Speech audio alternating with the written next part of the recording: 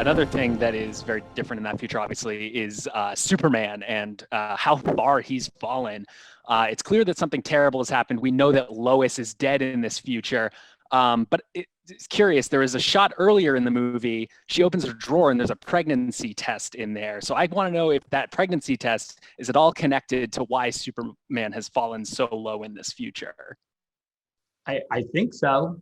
I think the other thing to take notice of when Lois is at the last scene where at the Kent farm, and maybe you missed it, is that Lois is carrying a bassinet in that shot. I don't know if you saw that little like woven bassinet. So I think the implication is that somehow a pregnant Lois, would be a devastating loss to Superman, of course. Your mother and I loved you. And I was wondering if you could maybe speak to the significance of that costume and why that new look was necessary for him.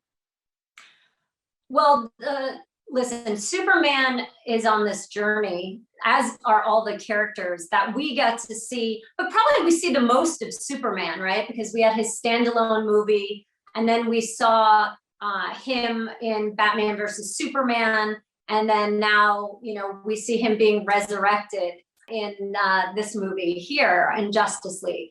And I think that, that journey, to me, Superman was always the most difficult character, just personally for me to relate to, because there wasn't much, like he was always so good. And I was like, okay, well, how do I grasp on? What can I grasp on?